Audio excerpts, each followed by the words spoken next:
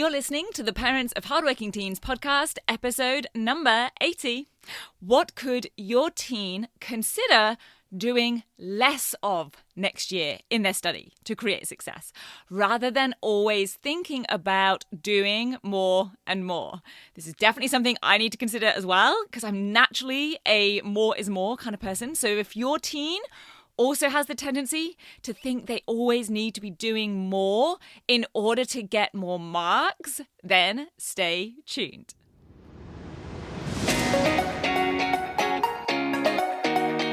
I'm Katie Jones, and with over 15 years in education as an award-winning high school teacher, international external examiner, and as a study coach, I've helped thousands of students skyrocket their results and confidence. And this podcast is where I share all my insights, tactics, and tips with you, the parent, so you can help your hardworking teen get happy, smart, and successful in their study, and have you both enjoy the journey along the way. This is the Parents of Hardworking Teens podcast. Hey VIPs, how are you? I hope you and your teens are doing amazing. It's likely that they've now finished school for the year. Maybe they're in their last week, depending on where you're listening from. And maybe you are just done and enjoying the bliss of exams being done, the craziness of activities from the last week of school being done, and just being able to take a breath. Or maybe you're a little bit in reflective mode, reflecting back on the year. Maybe you're already thinking about next January and next year. I'm definitely the one who is already thinking about next year before we've even finished this year, which has its pros and its cons. I'm not your example of the person who is living in the moment, which I do know is not a great way to always live life. But I also know that it helps me be good at getting things done, being organized, basically having things well planned, which also unfortunately means I'm not so great when things don't run perfectly to my plan and life doesn't follow my plan. So I could definitely do better with these things, but awareness is the first step, right? So this is why this ties in for me as being someone who always thinks they need to do more in order to achieve more. And this particular episode came out of a conversation that I had with my coach recently, where I was talking about my thoughts and plans, shock horror, for next year with Rock Solid Study. And they asked me a great question, or at least I thought it was a great question. For me, at least, it was a great question. They asked, well, what do you need to do less of?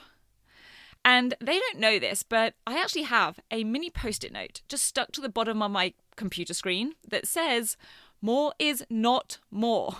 Because I am naturally the go, go, go person, the more is more person who does need to be reminded from time to time that more is not always more for me or my work or my life or my clients, the parents and students who I serve. So as they asked me that, I was like, oh, that is a good question. And it really did get me thinking. It got me thinking a little bit differently and probably more creatively and with a more interesting perspective of what do I actually need to do less of to still grow things and help people more and take things to the next level? What would that create? Why would that be helpful? Not just to me, but to the people that I serve.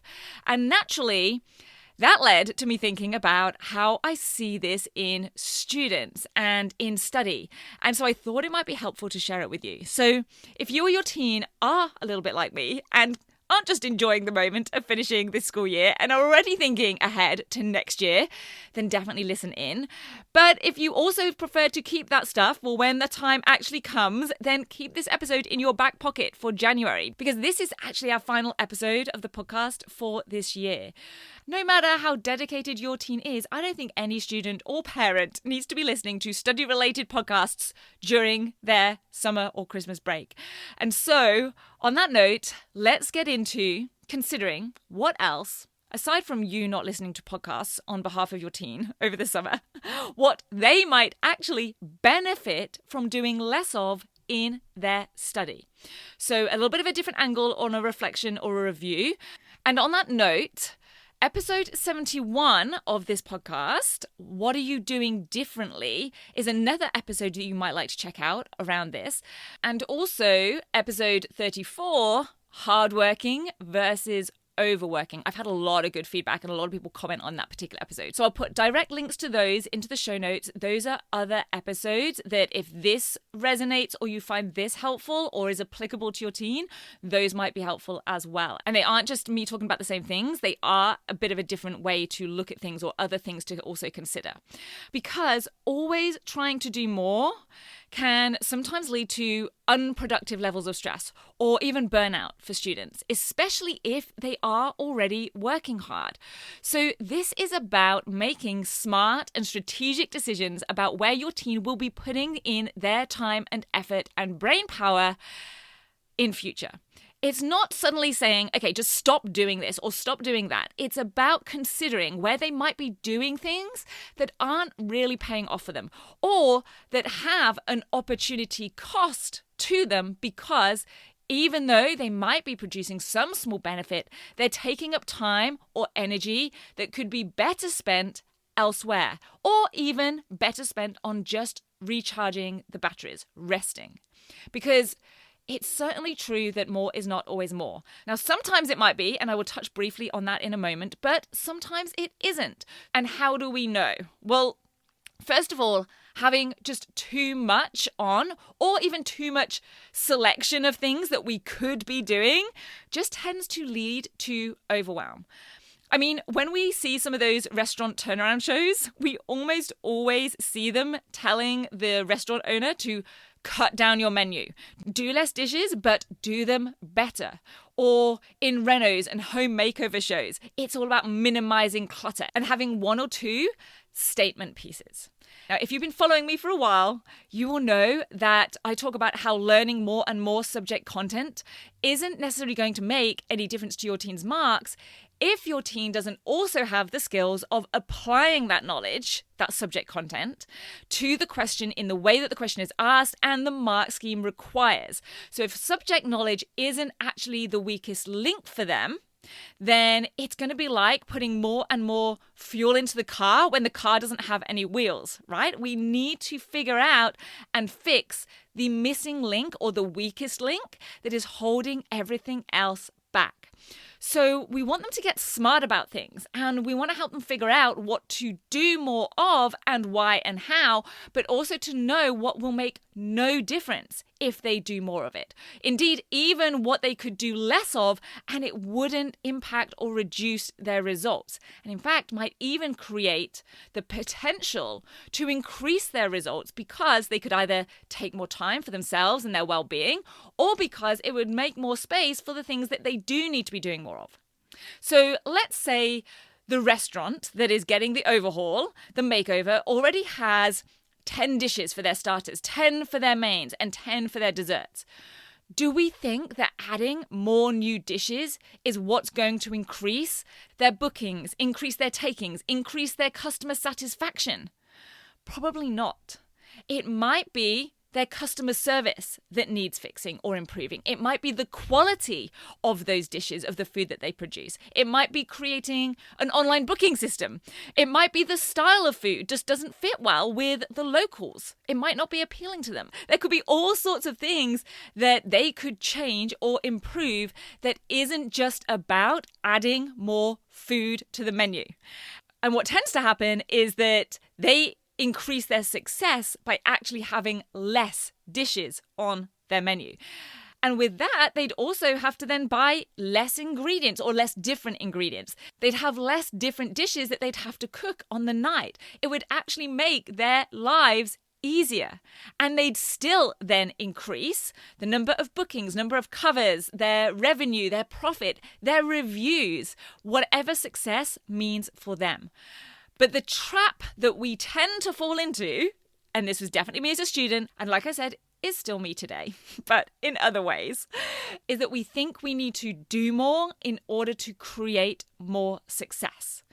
Now, that may be the case, if you are listening to this and you know that your teen isn't doing their homework, isn't bothering to find enough or the best quotations for their essay, if they aren't doing any revision for their exams, then yes, they probably do need to do more. Just like if a restaurant only serves one starter, one main, and one dessert, then maybe they would do better by offering a couple more options and doing a little bit more. Although I do know a restaurant that does just that. The owner has one menu that he serves for a period of time, like a week or two. It does change over time, but you go for dinner and he tells you what he's making for dinner. But he does it brilliantly. The quality is amazing. And that idea that he will just cook what he deems to be the best combination of dishes for the meal is part of the experience of it all. So maybe there is actually a lot less that your teen and I could be doing, things that we could be doing less of, but doing what they strategically choose to keep doing, they do brilliantly, excellently, at a high level. And if they currently truly aren't doing enough in their study, but they do want to do better next year, then maybe it's that they need to be doing less procrastination, spending less time on their phone or scrolling the internet or social media or on games. Maybe they need to be less distracted. Now, I know that just saying those things isn't enough to make them happen, but it could be a starting point to just identify one thing that they might do less of and making a plan of how to make that happen. So let me give you a specific example of what doing less might look like for the student who is already doing a lot in their study. Let's take maths. Now, certainly practicing lots and lots of questions, rehearsing the procedures, using the formulae in multiple ways with multiple problems is a way to get better at maths. And it is a good way to prep for an exam. It's not the only way, but it is a way that I would indeed recommend. However, what I also recommend is strategically selecting which questions to actually do. Because if we do 100 questions, but they're all repetitive, they're all operating at about the same level, asking the same sorts of queries or problems, is that going to be effective? Now, yes, some repetition is valid, but could doing 50 instead of 100 or maybe even 25 questions that have a spread of difficulty, that have less of the familiar question styles or have more complex ways that the formula or the process needs to be applied, be more useful? Probably. Now, that might take us less time. It might take us the same amount of time. It might take even more time, but it will be less questions and it will be a higher quality practice, and it will almost certainly get us a better result. If it's a research project, maybe in science, maybe in humanities, could we get smarter about our research? I see so much time taken up with researching information, and then some of it does end up being used and some of it doesn't. And that's of course fine, that is part of the process. But if we have the skills to be more laser focused on exactly what we need to be doing and showing and including in order to achieve a certain result, we can almost always be more direct with that research. So we end up saving time and possibly saving some of the confusion or some of the overwhelm that comes with that along the way as well. And the same goes for reading around the subject. I never advise students to read around the subject. Not because that doesn't have some value, and if they like the topic and they just want to do it in their spare time for fun, of course that's fine, but because when it comes to improving their results, there are always other things that they could be doing that would give a much better payoff, be much more effective for them. If we take English, could they focus on writing less in the first draft of an essay or a speech or an article that they're writing? I know so many students go way over the word count on their first draft and also on their second and third draft sometimes, and it becomes a painful experience cutting half of it out. And I think so many students are so used to seeing this happen that they feel like it's just part of the process. It is not uncommon for students to present me with a draft on a coaching call and they tell me that the word limit is 2,000 words, let's say, and this document that I'm looking at on the screen is currently at 4,128 words. So if that is your teen, please know that they are not alone, but it does not have to be that way. Which brings me to the how part of all this. You know I'm all about the how. Just saying, okay, well, you need to stay within the word limit doesn't suddenly magically make it happen. Be nice if it did. And yes, acknowledgement or awareness is the first step, but I'm afraid it isn't the only step. So here's the key. Once they've identified something that it would potentially be good for them to do less of, how can they do that whilst also maintaining or increasing their results? So let's take the word count in the English essay. I spend a lot of time with students planning their response. We plan the points they want to make. We plan the evidence they're going to use, the quotations or the references. We plan the order that they're going to put it in. And we plan how many words each section or each paragraph will be. So if it's the science research report, we'll literally say, okay, 100 words for the intro, 75 words for the methodology, 200 for the results, 500 for the discussion, 300 for the conclusion, whatever it might be. We literally list those out and make sure that the maths works. And then as soon as they're starting to go over that word count, which they will probably do if that's how they're used to working, maybe they're writing the first body paragraph of their English essay or they're writing the introduction of that science report. As soon as that starts to happen, they can address it. They can think, okay, where am I writing too much? What's the key focus that I need to get in here? How does it relate to the marking criteria? Not wait until they've spent twice as much time writing it all and then spending that much time again trying to cut it all.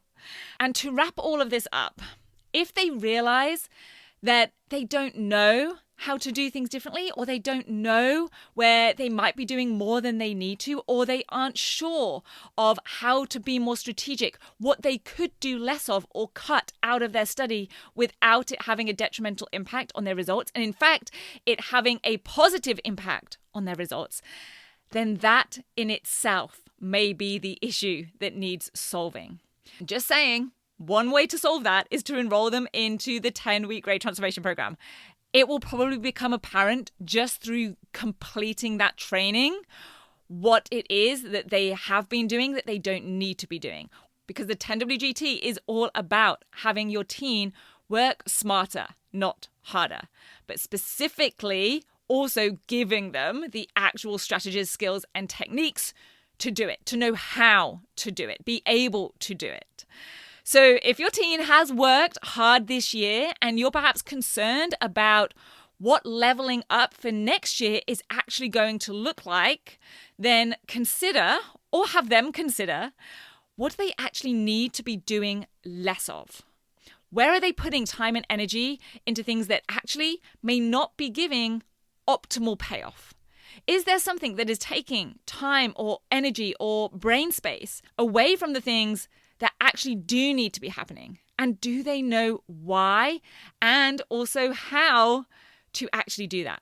It might lead to some interesting conversations. So have a wonderful rest of your week and an amazing summer holiday, Christmas, New Year, or any other celebration or time out that you are having. I will be back here on the podcast late January 2024. I cannot wait to do next year with you and hopefully maybe also with your teen. I'll meet you back here then. Have a great break. Take care. I'll see you soon. Bye. If you're ready to have your teen achieve their best possible results with less stress, then I want to invite you to enroll them in the 10-week grade transformation program, where they're going to learn the key concepts, skills, and strategies to catapult their performance in assessments and exams. It's risk-free. They either achieve bigger and better results with a whole lot more confidence in 10 weeks, or we refund you in full. Just head over to www.rocksolidstudy.com/program, and I'll see you there.